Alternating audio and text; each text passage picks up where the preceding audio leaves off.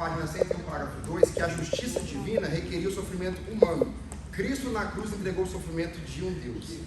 Agora, a pergunta racional que eu devo fazer é: como não ser submisso a este Deus? Verdade. E então Paulo fala em Filipenses capítulo 2, se há alguma exortação em Cristo, alguma comunhão de amor, afetos com o Espírito, nada façais por partidarismo e vanglória, mas por humildade, considerando que os outros superiores a si mesmo.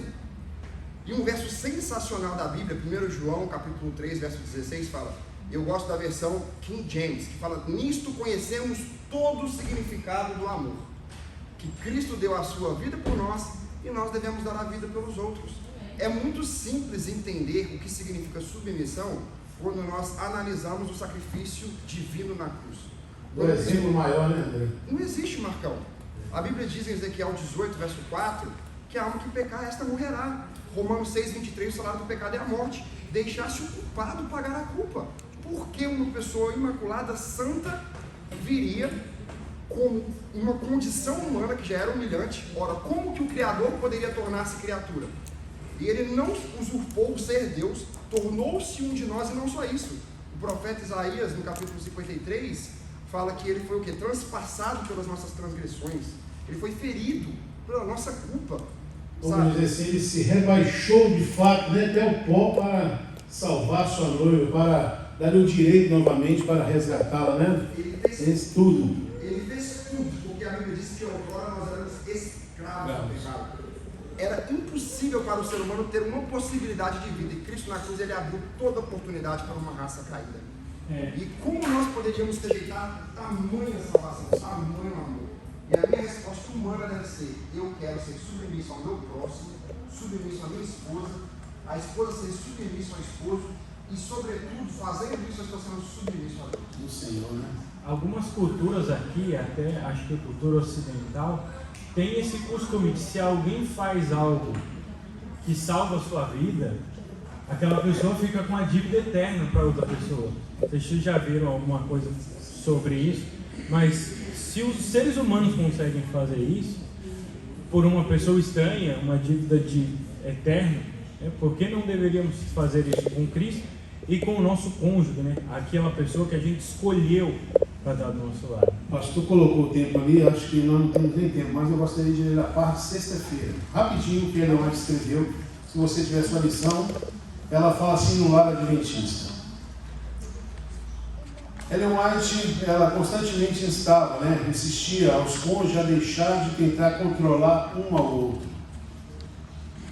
Escutou isso? Deixar de controlar um ao outro. Não que intentem impor um ao outro os seus desejos.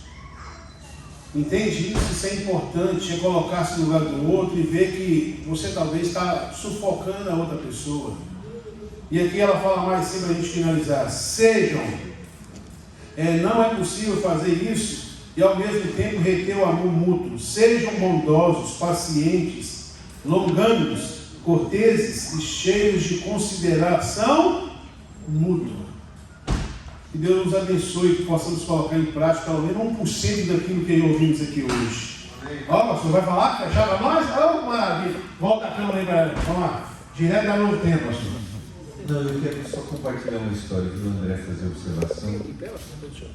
Só quero compartilhar uma história de um colega, pastor Antônio Alencar. Ele é pastor lá em Campinas. Eu trabalhei na associação ministerial que acompanha os pastores e tal, e eu acompanhei o Toninho. Ele foi para a sala de cirurgia junto com a Ivete, a esposa. Ela precisava de um transplante de fígado, e vocês sabem que o fígado você tira um pedaço, né? E aí implanta, e aí ele se regenera. Eu acompanhei o processo de preparação, e o Toninho fez uma entrevista, ele passa por uma entrevista, quem vai doar, e o objetivo da médica que está entrevistando é dizer assim: tem certeza do que você vai fazer? E aí apresenta todos os riscos. E eles tinham uma filha, eles têm uma filha que tem limitações físicas, ela é cadeirante, que tem uma linda história. Hoje ela é uma mestre em jornalismo, a Thaís. E todos nós, de alguma forma, colocávamos uma interrogação assim, né? Toninho, você vai fazer isso? Né? Aí ele falou: o que Cristo pede de mim? Se alguém tem que pagar o preço para salvar aqui na terra, sou eu. Cristo pede isso de mim. E os 12 foram para a sala de cirurgia. A Ivete saiu bem, o Toninho saiu bem, só que 2 semanas depois, eu estava lá no Hospital Silvestre, ajudando-os a procurar um apartamento para alugar, porque ele teria que ficar, ela teria que fazer um acompanhamento. Passaram-se mais 2 semanas e a gente estava no funeral da Ivete. O Toninho hoje reconstruiu família, né?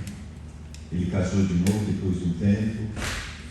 E um dia ele entrou na minha sala e falou assim: eu fiz de tudo para salvar a vida da minha esposa.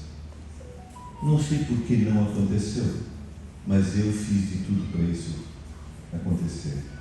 E nós, homens, temos que fazer de tudo. Nem sempre será possível salvar, mas se alguém tem que pagar o preço para derramar o sangue, somos nós. Eu compartilhei porque a história do Toninho foi e sempre será para mim um exemplo de alguém que deu um pedaço de si para salvar a esposa.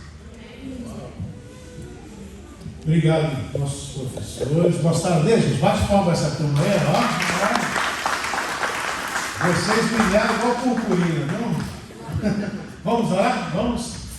Eu gostaria, se você está com a sua esposa, com o seu esposo, está aí pertinho? Se estiver pertinho, nós vamos orar juntos. Dá um abraço.